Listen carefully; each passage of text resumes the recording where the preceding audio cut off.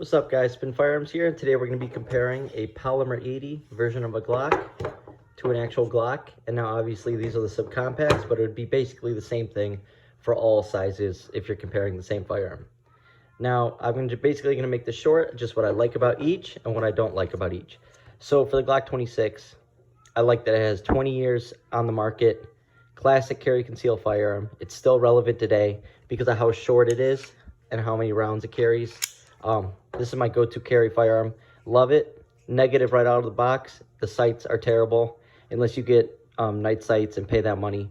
You can do anything you want to it, but this is my carry Glock, so obviously everything is Glock. And what I love about these is, obviously, whenever you get a Glock that's stock, it comes from the factory, so you know the holes are in the right spot. Therefore, Glock OEM parts will work with this firearm. I have had a few Polymer80's where I try different parts and you have different issues because of tolerances and stuff like that.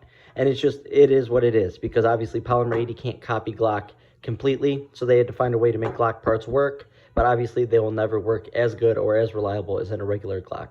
So the Gen 3 26 has 20 years experience in the carry conceal field. I love it. I choose this to carry over Polymer80's. Most of my Polymer80's are completely reliable, but this has been completely reliable through over like 4,500 shots or something like this, both hollow points and ball ammo. Now, when it comes to the Polymer80, what I like about it is right out of the box, once you make it, you become part of this firearm. I mean, you have pride in it once you shoot it and it functions, and you have to put, some heart into it, to be honest, because sometimes you'll get a build where your holes are a little off. You might have to work on it a little longer. You might have to try new parts or whatever. I tried to use all Glock OEM parts. I didn't in one build, and that one build, the striker broke. So now I know Glock OEM only, that's what's in this firearm. But right away, you can customize it however you want. You don't have to spend the money for the stock Glock and then customize. Literally, you buy the frame, make the frame, then you can customize it however you want. This, I just wanted a simple pocket carry build. I got the Meeper light sights.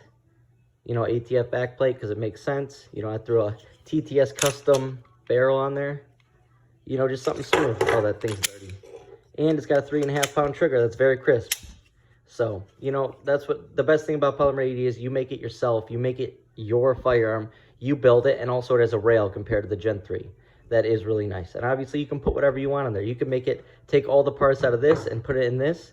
And honestly, the only thing different at that point would be the frame. So that's my number one thing that separates the two. I like the way the Glock 26 feels in the hand. It's a little thicker and just a little more ergonomic. In my opinion, there's not enough texture on the P80. Obviously, you can get things to fix it. I did add a little, rubber texture to the back. But the main thing for me is the way it feels. I like the grip angle of a Glock because that's what I'm used to. I also like the texture of a Glock, and I like the finger grooves of a Glock, especially the Gen 3s. So when it comes to the two, obviously I'll carry my stock Glock 26 because that's going to always be more reliable in the long run. Or if you compare all the Glock 26s that have ever come out of the factory compared to all the Polymer80's that people have ever built, I promise you the reliability is going to go to Glock 26 out of the factory. It just is what it is, because this is human error, whereas this is most likely machine work and stuff like that. Obviously, like I said, my Polymer80's are fine. They function. I trust them.